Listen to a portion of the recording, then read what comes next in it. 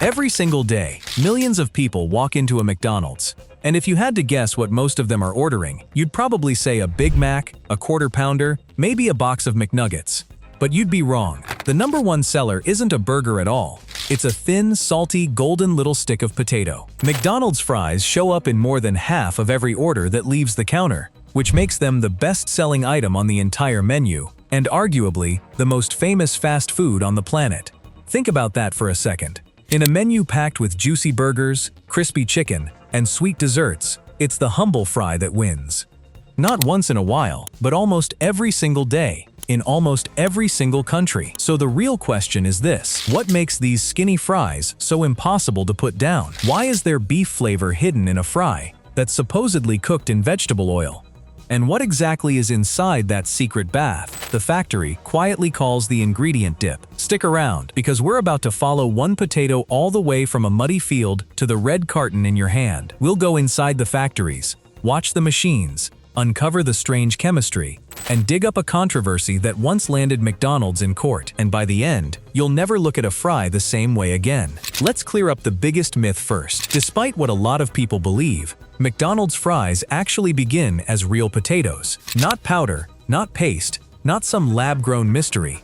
Real spuds, grown in real dirt, pulled out of real fields. And no, they aren't genetically modified either, which is a rumor that's followed these fries around for years. But they aren't just any potato you'd grab off a grocery shelf. Over the years, McDonald's food scientists narrowed their entire selection down to a small handful of varieties. If you go to McDonald's, anywhere in the world, you will find French fries, or chips as you call them, and you will find that they're always made from the same potato, the russet Burbank potato. Each one bred specifically for frying.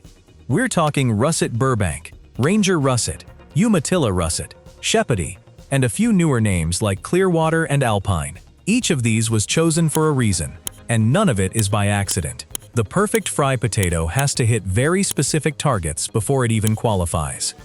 Most of these grow up in the Pacific Northwest, where the rich soil and cool climate produce potatoes that are long, which gives fries their signature shape. They're also packed with starch. That's important, because starch means the potato soaks up less oil while frying, giving you a crispier, less greasy fry. And they carry very little sugar, so instead of burning brown too fast, they fry into that perfect light golden color everyone recognizes. Too much sugar and you'd get dark, blotchy, uneven fries. So even the sugar content is carefully controlled long before the potato ever reaches a kitchen. Here's something most people don't realize.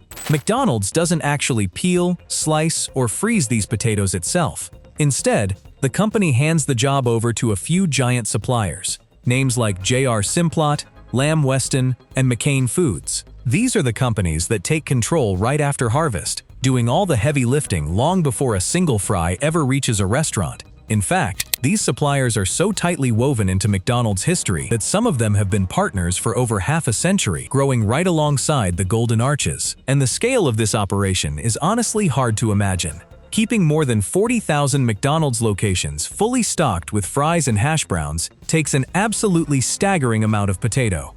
Which is exactly why McDonald's buys more potatoes than anyone else on Earth. We're talking over 3.4 billion pounds every single year worldwide, with roughly 2.5 billion of that grown in the United States alone. To put that into perspective, that's more potatoes than most entire countries produce. It's a supply chain so enormous that a shortage in one region can ripple across the whole planet. So where does it all begin? Out in the field, once mid-autumn rolls around and harvest season kicks off. And pulling these potatoes out of the ground takes a very specific machine called a windrower. This thing rolls straight through the rows, digging the potatoes loose from the dirt, then lifting them up onto a series of moving mesh belts. As they travel along, those belts shake out the loose soil, the rocks, and the tangled vines. Whatever survives the shakeout drops right into a collection truck riding alongside the harvester the whole time. It's a smooth, non-stop rhythm, one machine feeding the next, hour after hour, acre after acre. And because the demand is so massive, this runs like an assembly line on the land itself. These harvesters work through enormous fields, from sunrise well into the night during peak season. Once that truck is packed full, it pulls away from the field and heads straight for the factory, where the real transformation begins. Let's step inside one of these plants, run by Simplot, one of McDonald's biggest suppliers. A single factory like this can pump out over 1 million pounds of fries in one day. Let that sink in. One factory, 1 million pounds, in 24 hours. The moment a truck arrives, it dumps around 60,000 pounds of potatoes in one go.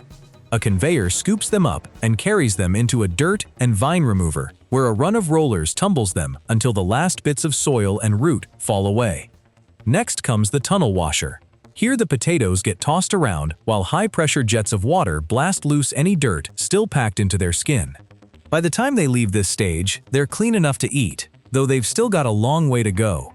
From there, an optical sorter scans every potato flying past, instantly spotting and kicking out any stones, sticks, or debris that snuck through.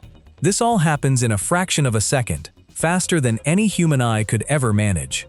Then they roll over a set of screw deck rollers that filter by size, so only the biggest potatoes make the cut and move on to become fries. The smaller ones get sent off for other products. Nothing goes to waste. Now for the peeling, and it's cooler than you'd think. Every 20 seconds, a 400-pound batch of potatoes drops into a sealed pressure chamber. Inside, they get blasted with 375-degree steam at nearly 300 psi. The whole chamber spins the entire time, and in just 11 seconds, that intense heat shocks the skins loose without actually cooking the potato inside. It's a clever trick, because the goal isn't to cook them, it's to loosen just the outer layer while keeping the inside raw and firm. When the cycle ends, the tank flips over and dumps the whole batch onto a screw conveyor, which slides them across a brush skinner. 6 coarse rotating bristles scrub against every potato, rubbing the last of the skin clean off. What comes out the other side is a smooth, pale, perfectly peeled potato, ready for its next transformation. Then comes a step that surprises people. The peeled potatoes take a quick dip in a pulsed electric field bath.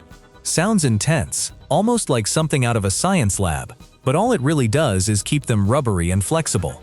That flexibility matters, because it stops them from shattering when they hit the cutting blades a moment later.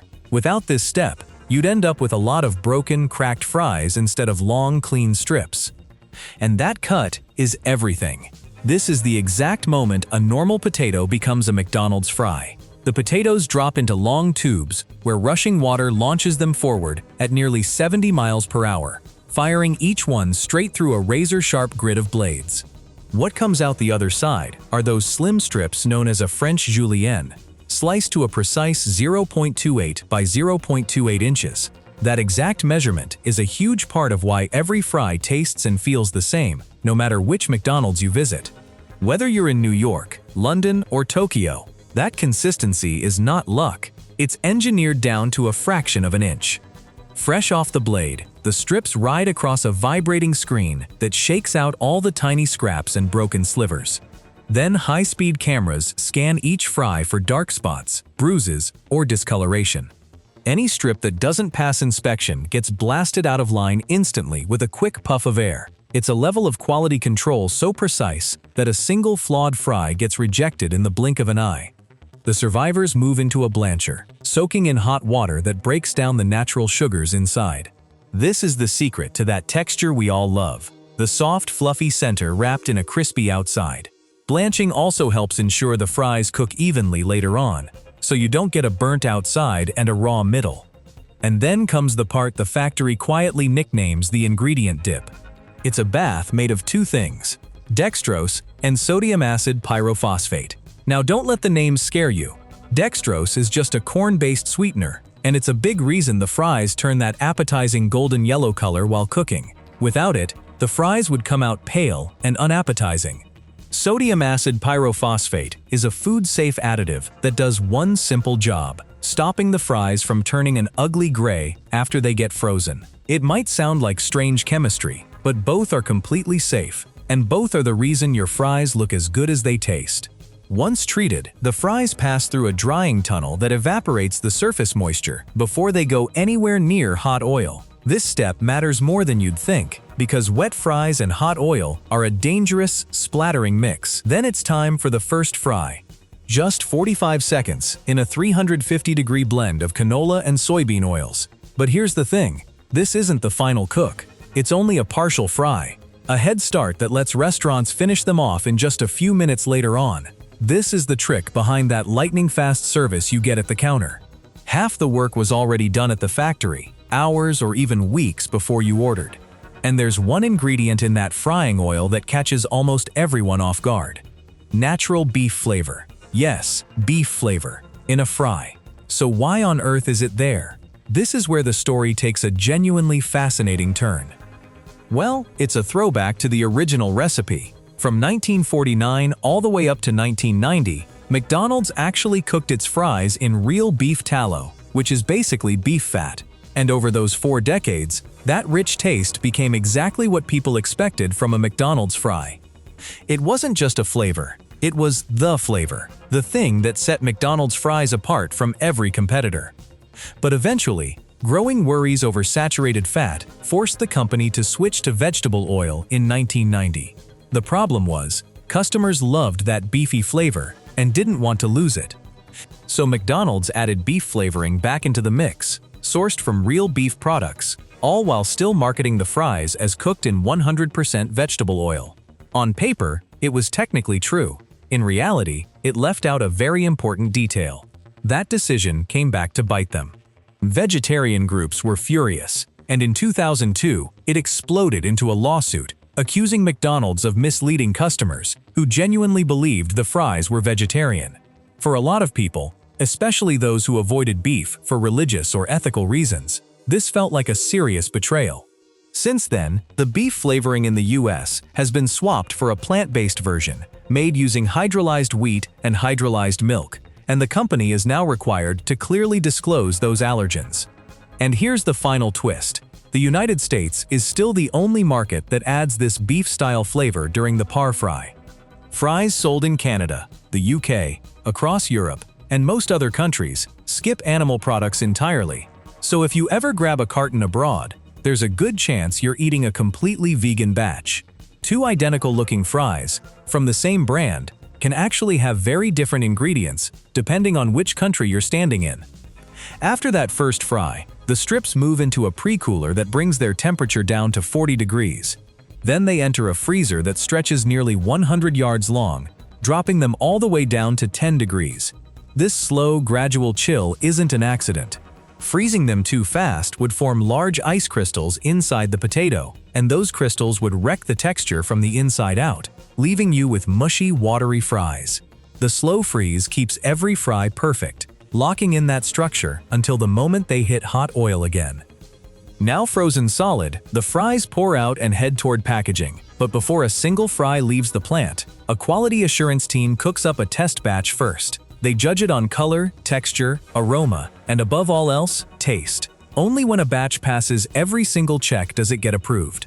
It's a final human touch in an otherwise fully automated process. A real person making sure every batch lives up to the standard. Packaging kicks off with automated weighers portioning out 6 pounds of fries per bag, which then get heat-sealed and passed through a metal detector as one final safety check. 6 bags get grouped together and boxed up. After that, it's pure automation. Robotic arms stack the boxes onto pallets and load them into refrigerated trucks, ready to feed fry cravings at thousands of McDonald's across the country. From here, they'll travel hundreds, sometimes thousands of miles, staying frozen the entire way. After everything it took to get here, the fry reaches its last stop, the restaurant fryer. Still frozen, they're poured into a basket and dropped into a 375-degree blend of canola and soybean oils for just 3 minutes. Way faster than a raw potato ever could, thanks to all that par frying done back at the factory. This is the moment all that preparation finally pays off. There's no beef flavoring added at the restaurant, by the way. That flavor was already locked in at the plant. But the oil here does hide one last ingredient worth knowing about. A tiny amount of TBHQ, an FDA-approved preservative that keeps the oil stable and stops it from going rancid through an entire day of non-stop heat. It's used in such small quantities you'd never notice it, but it's doing important work behind the scenes. 3 minutes later, the fries come out crisp and golden, land in the heat tray, and get a light shower of salt while they're still piping hot. That salt has to go on immediately, while the surface oil is still fresh, so it sticks perfectly to every fry. Then they're scooped into that iconic red carton, ready to be devoured. And that's the full story. What looks like the simplest, most humble thing on the entire menu turns out to be the product of a long, genuinely complicated journey. From a specially bred potato in the Pacific Northwest, through billion-pound harvests, high-pressure steam, razor-sharp blades, secret chemical baths, and a beef flavor scandal that ended up in court. A journey that's responsible for the one item millions of people just can't stop ordering. So next time you're reaching into that carton, you'll actually know everything it took to get there. Now I've got to ask, what's your go-to move? Are you a classic ketchup person, a McFlurry dipper, or are you the kind of legend who stuffs the fries straight into the burger? Drop your answer in the comments and settle the debate. Thanks for watching, and I'll see you in the next one.